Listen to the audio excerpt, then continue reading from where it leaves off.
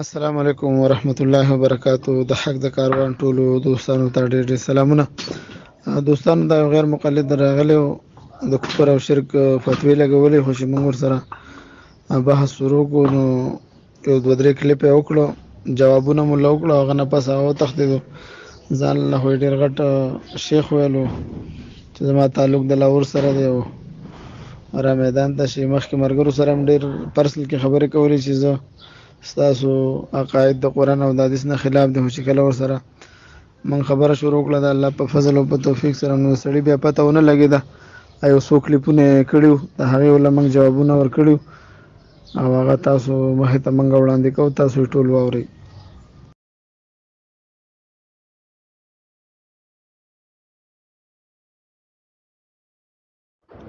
جی محترم، میرا نام بلال ہے اور میں لاہور سے بات کر رہا ہوں. تو آپ کس موضوع پر بات کرنا چاہتے ہیں بتائیں. اللہ کی رحمت کے ساتھ آپ کے ساتھ بھی بات کریں گے. تقلید کا موضوع کیسا ہے؟ تقلید پر بات کریں گے، کیونکہ آپ لوگ تقلید کو شرک کہتے ہیں نا. اگر تقلید کا موضوع ہو جائے تو کیسا رہے گا؟ اگر آپ کی کوئی اچھی ایک مستند عالم دین ہو تو بہت بہتر رہے گا. جی، تقلید کے بارے میں آپ کا کیا خیال ہے؟ آپ اپنا موقف بیان کریں کہ ہمارا یہ موقف ہے، تو اس پر آپ بات کریں. تقلید کے بارے میں آپ کا کیا موقف ہے؟ تقلید کے بارے میں ہمارا دعویٰ بہت آسان اور سہل ہے. ہمارا دعویٰ ہے کہ مسائل اجتہادیہ میں مجتہد پر اجتہاد اور غیر مجتہد پر اس مجتہد کی تقلید واجب ہے جس کا مجتہد ہونا دلیل شرعی سے ثابت ہو اور اس کا مذہب مکمل مدون متواتر ہو. اور ہم اہل سنہ والجماعت ترتیب وار 4 دلائل کو مانتے ہیں. پہلے نمبر پر قرآن کریم، دوسرے نمبر پر احادیث، تیسرے نمبر پر اجماع امت اور چوتھے نمبر پر قیاس شرعی. اور ہم لوگ ہر فن کے ماہرین کی اس فن پہ ہم تقلید کرتے ہیں، جس طرح صرف میں ہم صرفیوں کی اور نحو میں ہم نحویان کی تقلید کرتے ہیں. یہ ہمارا دعویٰ ہے آسان انداز میں. آپ اپنا دعویٰ پیش کر دیں کہ آپ تقلید کو کیا کہتے ہیں، شرک کہتے ہیں، بدعت کہتے ہیں، کیونکہ آپ لوگوں کی کتابوں میں لکھا ہوا ہے کہ تقلید شرک ہے. آپ اس کے بارے میں کیا کہتے ہیں اور کون سی تقلید شرک ہے؟ تقلید مطلق شرک ہے یا تقلید شخصی شرک ہے؟ بسم اللہ الرحمن الرحیم. اللہ تعالیٰ نے اپنے پاک کلام کے اندر ارشاد فرمایا، قل ان کنتم تحبون اللہ فاتبعونی یحببکم اللہ، کہ لوگو اگر تم چاہتے ہو اللہ تعالیٰ تم سے محبت کرے، پیار کرے، تو پھر رسول اللہ صلی اللہ علیہ وسلم کی اطاعت فرما برداری کرو گے، پھر اللہ آپ سے پیار محبت کرے گا، آپ کو گناہ معاف کر دے گا. اور دوسرے مقام پر اللہ نے فرمایا اطیعوا اللہ و اطیعوا الرسول، اللہ کی اطاعت کرو اور اللہ کے رسول کی اطاعت کرو.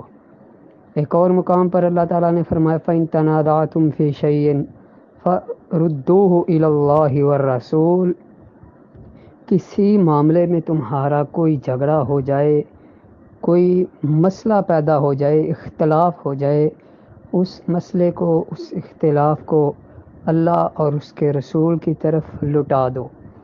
تو ان آیات سے معلوم ہوا کہ دین کے اندر اطاعت پیروی ہے کس کی؟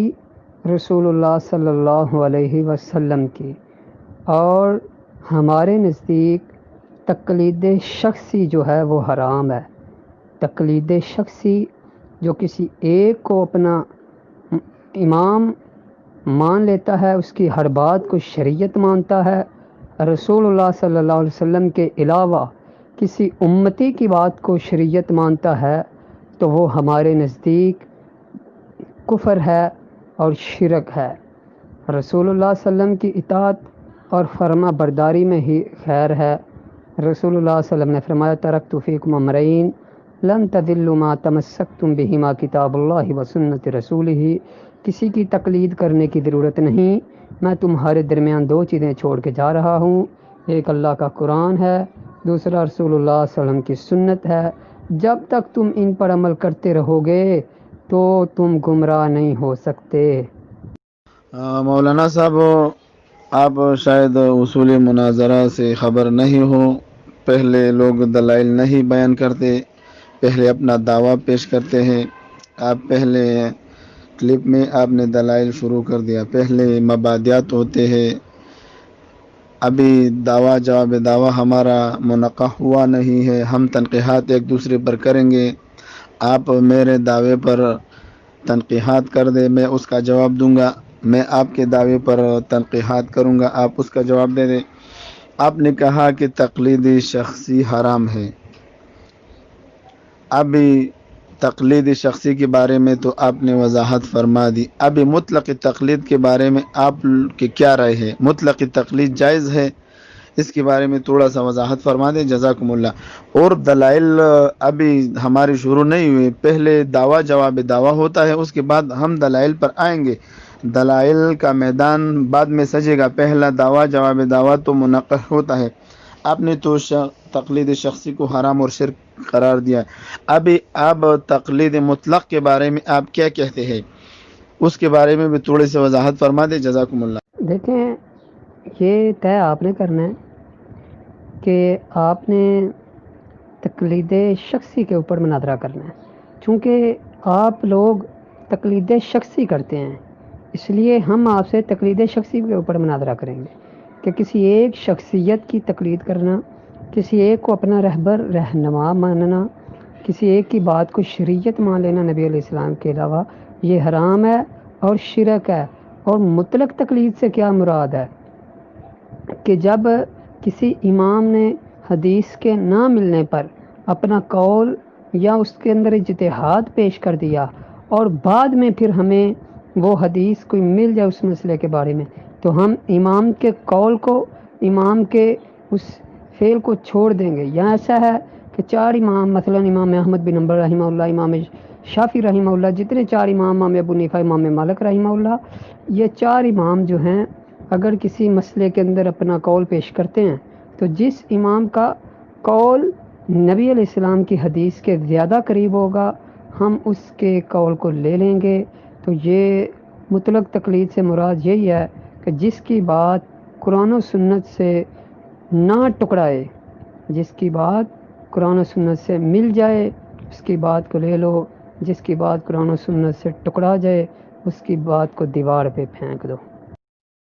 جب آپ لوگ کہتے ہیں کہ تقلید مطلق صحیح ہے اور واجب ہے اور تقلید شخصی شرک ہے، تو اس کا مثال تو ایسے بن گیا کہ ایک بت کو سجدہ کرنا حرام ہے اور چار بتوں کو سجدہ کرنا جائز ہے، یہ تو بالکل بے دلیل بات بن گئی۔ جب تقلید شرک ہو گئی، بے دلیل بات کو ماننا آپ لوگوں کے نزدیک، ہم تو کہتے ہیں کہ اس کے ساتھ دلیل ہے لیکن ہم اس سے مطالبہ نہیں کرتے اس حسن ظن پر کہ اس کے ساتھ دلیل ہے۔ اب آپ کہتے ہیں کہ یار ایک شخص کی تقلید کرنا شرک ہے، اور مطلق تقلید جس کی بات قرآن اور حدیث کے ساتھ مطابقت کر جائے گی اور کیا ہوگی، وہ صحیح ہوگی۔ آپ تو مجتہد نہیں ہے نا، آپ کس بات پر آپ اس کو معیار بنائیں گے کہ یار اس امام کی یہ بات صحیح ہے اور اس کی یہ بات صحیح نہیں؟ آپ لوگ تو البانی کی تقلید کرتے ہیں، میں آپ لوگوں کے حوالے انشاءاللہ تعالی آپ کو بھیج دوں گا کہ آپ غیر مقلدین البانی کی مقلدین بن چکے ہو۔ آپ کے پشاور میں ایک امین اللہ ہے، وہ کہتے ہیں کہ ہم امام بخاری کی تقلید کرتے ہیں۔ اسی طرح آپ لوگ اپنے بڑوں کی تقلید کرتے ہیں اور آپ سارے محدثین کی تقلید کرتے ہیں، کیونکہ تقلید ہوتی ہے ایسی، تقلید ہے ایسی چیز کہ آپ کو اعتماد کرنا پڑے گا۔ جس طرح آپ محدثین کی رائے پر اعتماد کرتے ہیں کہ اس نے ضعیف کہا، اس کو صحیح کہا، ابھی آپ نے خود دیکھا ہے، کسی نے آپ لوگوں نے نہیں دیکھا۔ ہم کہتے ہیں کہ ایک مجتہد کی اجتہادات، اور ہم جب تقلید مشرک بن جاتے ہیں اس مسئلے پر کہ ہم اجتہادی مسائل میں ہم تقلید کرتے ہیں. آپ لوگ تو اصولوں میں تقلید کرتے ہیں، کسی کے بارے میں کہ یہ سچ ہے یا جھوٹ ہے یا صحیح ہے یا ضعیف ہے. آپ لوگ تو بالکل اصول میں تقلید کرتے ہیں. آپ صحیح مسلمان ہیں، اور جب ہم مسائل اجتہادیہ میں تقلید کرتے ہیں تو پھر آپ لوگوں کے فتوے میں ہمارا یہ ہے کہ یہ تقلید شخصی شرک ہے. یہ بات تو نامعقول ہے. دیکھیں رسول اللہ صلی اللہ علیہ وسلم نے خطبہ حجۃ الوداع پر فرمایا تھا، الیوم اکملت لکم دینکم واتممت علیکم نعمتی ورضیت لکم الاسلام دینا، کہ آج کے بعد میں نے دین کو مکمل کر دیا ہے، ہر بات دین کی امت تک پہنچا دی ہے. تو جب ہمارے پاس اللہ کا قرآن ہے، رسول اللہ صلی اللہ علیہ وسلم کی حدیث ہے، تو ہم اللہ کے قرآن اور رسول اللہ صلی اللہ علیہ وسلم کی حدیث کو ماننے والے، اس پر عمل کرنے والے ہیں. باقی جو آپ بات کرتے ہیں کہ مطلق تقلید، ایک کو سجدہ کر لینا اور دوسرے کو نہ کرنا، یہ آپ کی بات میرے محترم بھائی بالکل غلط ہے. کہ اگر ایک امام کی بات رسول اللہ صلی اللہ علیہ وسلم کی حدیث سے ٹکراتی ہے، ہم اس بات کو نہیں مانتے، کیونکہ رسول اللہ صلی اللہ علیہ وسلم کی بات زیادہ اہمیت والی ہے. اور کون سے ایسے مسئلے ہیں جو مسئلے قرآن و سنت سے ثابت ہیں، آپ ان کو تو کم از کم مانو. رفع الیدین کا مسئلہ ہے، بالکل نبی علیہ السلام کی حدیثیں صحیح بخاری کے اندر حدیث بے شمار ہیں. نماز کے اندر امام کے پیچھے سورۃ فاتحہ پڑھنا نبی علیہ السلام کی واضح حدیث ہے. ایسی حدیثیں آپ کیوں نہیں مانتے؟ آپ بڑے مجتہد بنے پھرتے ہو، اجتہاد کرنا پڑتا ہے، یہ کرنا پڑتا ہے، وہ کرنا پڑتا ہے. میرے محترم بھائی، جب تک آپ قرآن و سنت پر نہیں چلیں گے اتنی دیر تک نجات نہیں ہوگی. صحابہ کرام رضوان اللہ علیہم اجمعین نے بھی اللہ کے رسول صلی اللہ علیہ وسلم کی طریقے پر چل کے قرآن و سنت پر چلے ہیں، اس لیے اللہ نے ان کو شان مقام دیا ہے. تو اگر ہم بھی قرآن و سنت سے ہٹ کر کبھی اس کی بات مان لی، امام ابو حنیفہ کی مان لو، ہر بات ان کی شریعت مان لو، کوئی کہتا ہے شافعی کی بات شریعت مانو، کوئی کہتا ہے فلاں کی بات حرف آخر ہے. ہم کہتے ہیں حرف آخر بات صرف رسول اللہ صلی اللہ علیہ وسلم کی بات ہے. باقی جو آپ نے کہا محدثین کی تقلید کرتے ہیں، ہم محدثین کی تقلید نہیں کرتے. اگر کسی محدث کا اپنا قول، اگر وہ اپنا قول بیان کرتا ہے تو وہ ٹھیک ہو تو ہم مان لیتے ہیں، اگر وہ نبی علیہ السلام کی حدیث کے مطابق نہ ہو تو ہم اس کو چھوڑ دیتے ہیں. تو آپ کا تو وتیرہ یہ ہے کہ جو حدیث قرآن ہماری فقہ کے خلاف ہوگی، ہمارے امام کے قول کے خلاف ہوگی، ہم اس حدیث کو ٹھکرا دیں گے. جو قرآن کی آیت ہمارے امام کے قول کے خلاف ہو، وہ آیت ناسخ یا منسوخ مانی جائے گی. تو یہ مسئلہ آپ کچھ سمجھنے کی کوشش کریں. جناب، اس سے کس نے انکار کیا ہے کہ دن مکمل نہیں؟ ہم تو بھی کہتے ہیں دن مکمل ہے، اور قیامت تک جتنے مسائل آنے والے ہیں سب کو قرآن اور حدیث اور اجماع امت اور مجتہدین کی آراء سے ثابت کر دیا جا سکتا ہے. اگر کوئی مجتہد کی بات نہیں مانے گا، اب جب یہاں پر نئے مسائل پیدا ہوں گے، اس کے لیے کیا کرنا پڑے گا؟ اجتہاد کرنا پڑے گا. جب ہم ایک مجتہد جو خیر القرون کے زمانے سے چلا آ رہا ہے، اب ہم اس کی بات جب مانیں گے تو ہم مشرک بن گئے. اور جب یہاں آپ اجتہاد کریں گے، جب موبائل فون پر طلاق کا مسئلہ ہے، یہ بالکل نیا مسئلہ ہے، پہلے زمانے میں نہیں ہوتا تھا.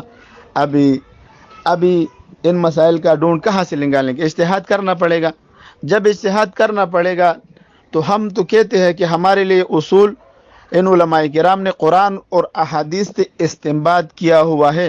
ان مجتہدین نے اپنی طرف سے کوئی دین نہیں بنایا ہوا ہے.